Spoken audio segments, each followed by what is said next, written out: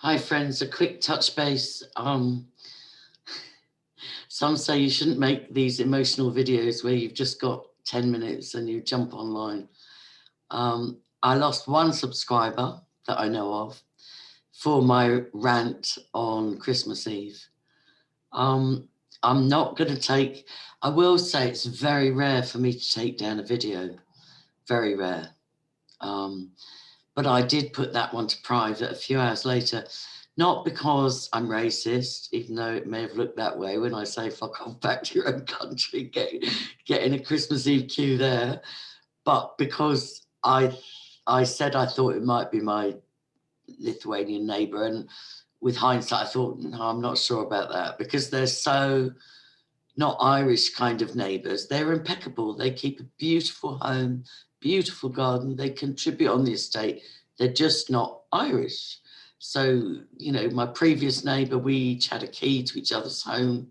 You know, she had my internet. I would run in and she would run in like my range if I was stuck in Dublin. And it's a different kind of neighbourliness, but I can't really, the only complaint I can make about my neighbour is that they're not friendly, you know. So the fact that I had some doubt as to the person that was a bit ignorant, in my opinion, outside the butcher's as to whether that was my neighbour, I took it down.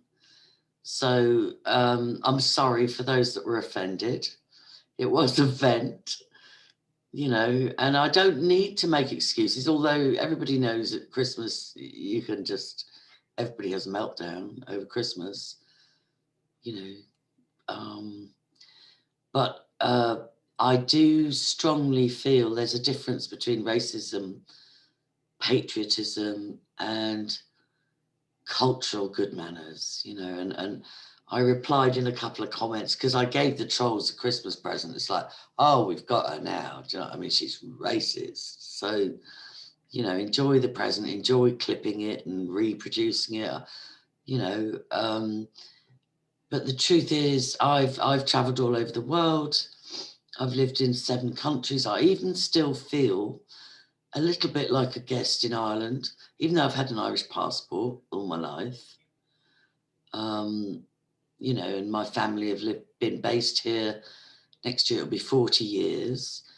But there's very much a sense of being a blow-in, especially with my accent. And you should have seen what I had to press through when I first came home with that expatriate rose-tinted glasses thing of thinking Sinn Féin was wonderful. It was the same freedom fighters that my great uncle fought for, you know, in the 1900s on. So I was involved with Sinn Féin for a while. I was. Go and make another video about that. But try canvassing door to door or going to dinners at the Darnley in Athboy, you know, with all these ex-political prisoners with my accent. And it's just like, we can't judge a book by its cover. I get that. But I just, so even like I say, part of MK Ultra is permanent alienation. So if I live in England, I don't feel English, I feel Irish, you know, abroad. If I live in Ireland, I've got the wrong accent and I've only been here on and off since 1981. So in the country, I'm still a blow-in, you know, half Protestant, half English, whatever. I suppose California was the place I felt most at home because that is the home of the disenfranchised. That is the home of let's reinvent ourselves, you know. So just I still stand by at least the first generation immigrants to any country, including myself, should not act entitled, you know, should show, you know, I'm trying to put myself in their shoes and think, well, did they come from a communist country? Was queuing for food part of their culture? Are we like one step away from food famine laws where it's, you know, every man for himself? You know, I had been there half an hour. I just was not able to stand on the road for half an hour queuing. So I parked, you know. So, you know, whoever that person was, it might not have been my neighbour. I forgive them. And I forgive myself for having a rant. And of course, it sounds racist to say, fuck off back to your own country and queue up there and don't be giving me shit, you know. But part of telling the truth is to be not politically correct and just be honest, you know. And the nicest way I can put it, like this whole race issue, I might get struck again, but let's talk about it, right? Let's talk about it. I'm an expert on social engineering and agendas, you know, put in place, particularly since World War II. So there has been an agenda, a gay agenda. There has been a trans agenda. There has been an immigration. I don't know what the different names you'll have for it, but there is an agenda to dilute a sense of identity associated with your country or your culture. So, you know, that it's like the agenda, you know, don't be an anti-Semite, where Semite comes from Shem, the son of Noah, which actually includes the Palestinians. So that word is bastardized and wrongly used. But this whole thing is the thought police and the word police, you know, and the funniest full circle I came was, if you follow my work, you know, there's a black branch to my family, which was also an agenda, an MK Ultra program post World War II. So my eldest sister had a child to the only black or mixed race boy in Cheltenham back in the day. And that child went on to marry a Jamaican guy and have 4 children who are black. So I had 2 of them for Christmas. One of them is 15 and absolutely just gorgeous, like little dreadlocks. He's a hip hop dancer. He's very successful. And so they stayed with me for a couple of days, and he's 15, and he went to see a neighbour that he's like met up with on and off for, I don't know, 6 years, and she used to have a little crush on him. So when he came back, I said, has she still got a crush on you? And he's sitting there as black and with his beautiful dreadlocks, and sitting there, and he says, oh no, man, she's got a man, she's got a bus man, some foreign lad. And I knew exactly what he meant. I knew he meant an Eastern European. It's like, and that's the nature of being human. It's like, I used to wreck my head wondering, how could the Irish be racist towards, for instance, black people? Because if you first emigrated to England or New York or, you know, wherever, it would say no blacks, no Irish. You know, and then I would ask myself, how can the traveller community be racist towards the black community? Because the traveller community are victims to huge racism or prejudice or whatever. So look, let's just, you know, I'm sorry I had a vent. I'm sorry I thought it was my neighbour. It might have been, but it might not. So I took the video down, but it's not because I don't believe this conversation needs to be had, you know. And the point as well, when I moved to Lanzarote, the first thing I did, I enrolled in flamenco classes and Spanish classes, just conversational, just, you know. And even when I used to go to France, not very often, but the French were renowned. If you tried to speak to the French in English, they would look at you, even if they understood you, and they wouldn't answer, because it's like, show some manners, you're in my country, make an effort, you know. So it is a conversation to be had. You know, it is an agenda which, you know, they're trying to set us up against each other. I hate nobody. I'm the least. It sounds like back in the day when we used to say, but some of my best friends are Jews. And now it's like, oh, I'm not racist. I'm really not racist, you know. But anyway, so that's that, and I'll answer further questions on that. And you know, I was frustrated. And if I was in Lithuania on Christmas Eve, and somebody came up and said, I've got arthritis and I've been in my car for half an hour, do you mind if I pop in the butcher's? I would use my best Lithuanian to say, please go ahead, you need a hand. So there we go. I mean, one of the things we did as the Kenya Project to dispel myths was we organised a charity soccer match against the foreign nationals, because there was some sort of, you know, we did have a lot of dodgy people brought into the town in 2008 with no criminal background checks. And there were girls getting raped at the local nightclubs. And when people were arrested, it turned out they had, you know, rape and murder charges back in their own countries, and nothing had been checked. You know, so I've always been one for freedom of movement. Like I said, I've lived all over the world. Well, I've lived in 7 countries. I've traveled all over the world.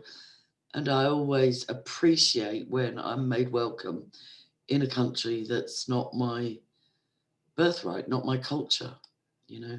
So anyway, some will still hate me for that, and others will see that this is a conversation that needs to be had. Just briefly, I made an apology in the last video with Andy towards Barbara Hill, the 70-year-old vet who allegedly, according to a Twitter messenger person, had nothing to do with the Wilfred Wong case. Actually, he's the granddad. So I have communication, not directly with him, but I have awareness. I have communication with the German grandfather, the maternal grandfather, and now have been reliably told that Barbara Hill, although not the dad, as I thought, and as T posted on Nikki's page, he's the granddad. So there was a bit of a cod there in saying he's got nothing to do with the case. I won't go into further speculation, but I definitely am still working along the lines that there is a very active, very dangerous SRA ring in Anglesey that needs exposing.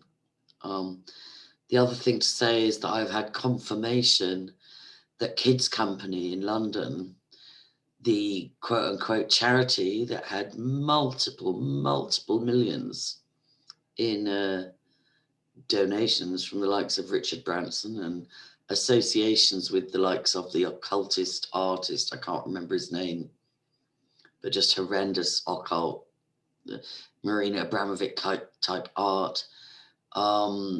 You know, the one with associations with the government, and it just looks like a Nexium playbook. It looks like a, what do you call it, cutout. It looks like a cutout. And I've had confirmation that when Kids Company was allegedly closed down for gross financial mismanagement, for example, one budget, 1 year, 24 million, of which 12 million was alleged to have been spent on staff wages. The staff, by Camilla's own words, only amounted to 450 people. So do the math. I will post the video documentary about the sort of winding down of Kids Company. And I've had good people that I've known for a decade on Facebook say to me, I was involved with Kids Company and I never saw anything wrong. And my family members have been volunteers with them and said the same thing. But when I particularly questioned one, he said, I only met Camilla once in 10 years. And he confirmed that, yes, he had previously been a volunteer for Kids Company, and then he was a volunteer with the exact same setup, only it was called Free to Be Kids. So that charity, as many companies do, they just close the doors on one and reopen with another name. So that's confirmed, and that's disturbing. I also said to that person, you know, how do you feel when I tell you that Camilla admitted that 1 year's budget was 24 million and she assigned 12 million as salary wages? And he's like, whoa, that was not apparent whatsoever. So I think it's a case of the people at the lower levels, just like with the Freemasons or the churches, the people at the lower levels could have the best intentions in the world and think they're doing charitable works. And only when they climb if they climb the ladder, do they discover how sinister the agenda and the associations are. So I'm just trying to think if there's any other updates. My son's face is healing up miraculously. It just, you know, the kitchen was about to go on fire. My stupid fault, a chip pan. Couldn't put my hands on the fire blanket, though I had one. And then a young friend thought water was the solution and exploded the chip pan oil, which is very old-fashioned. For those in America, that's like a deep fat fryer, only it's the old-fashioned version, because I rarely deep fry, you know.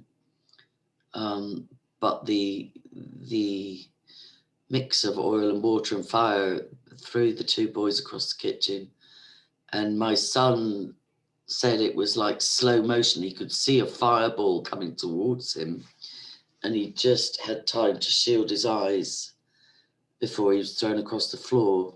Thank God, because for those of you who know, he's visually impaired, and you know, oil in his eyes would have finished him off, probably blinded him for life. So the burns he got in his face, although they were pretty shocking, were not oil, they were fire burns, and they were superficial. His hand is still out of action because he did that. And I think he'd moved the pan off the hob. I think the kitchen was seconds from going up the house. You know, he said afterwards we could have just vacated the house and called the fire brigade, but that would have been the end of the house and possibly next door as well. So little hero, he's out of action for probably a month. But he's healing wonderfully, and I know that the prayers of so many have helped. Thank you. We're still a bit shocked, like if the smoke alarm goes off for the slightest reason, we're on hypervigilant mode. And after the holidays, we'll get the kitchen redone, and you know, those kind of things. But they're secondary, and I really appreciate. I hope his hand is okay. But I believe God. I do believe God. He'll be okay. My Facebook, I wrongly reported that it was gone because it was a Christmas Day surprise, as was the Sean Atwood threat voice clip dispatched to Truth, What is Truth podcast, and to James English, and to a few more, probably Chancer, maybe Billy Moore, I don't know who else, but it was like a Christmas Day spectacular. So on Christmas Day, Facebook notified me that my main profile was disabled. And I was so just like, I'm not having this. I've just lost my mum. I nearly lost my boy and my home.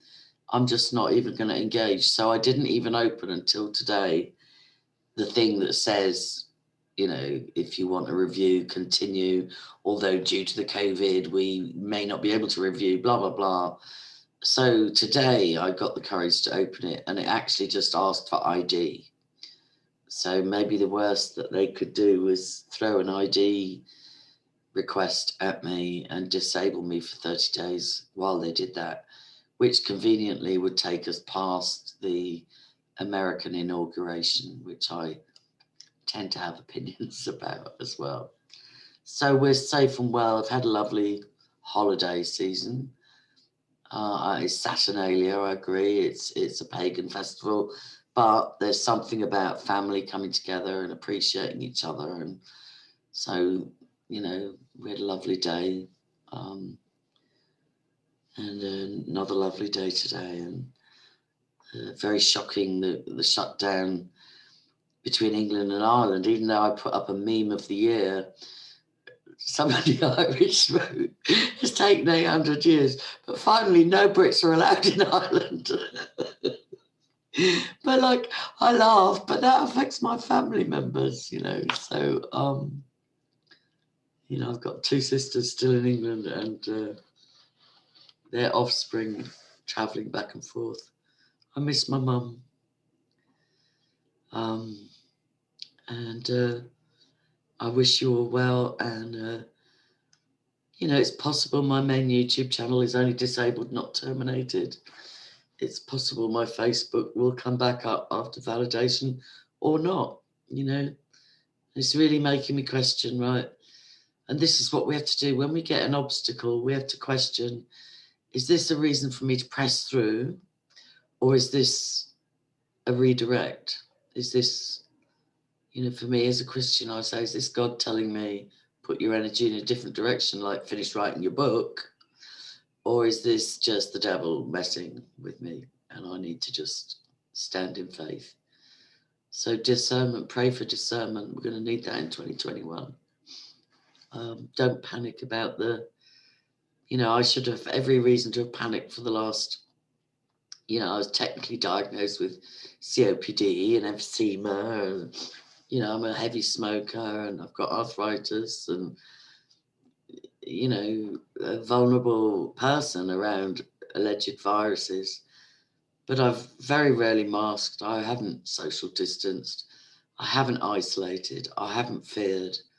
And I haven't got the lurgy.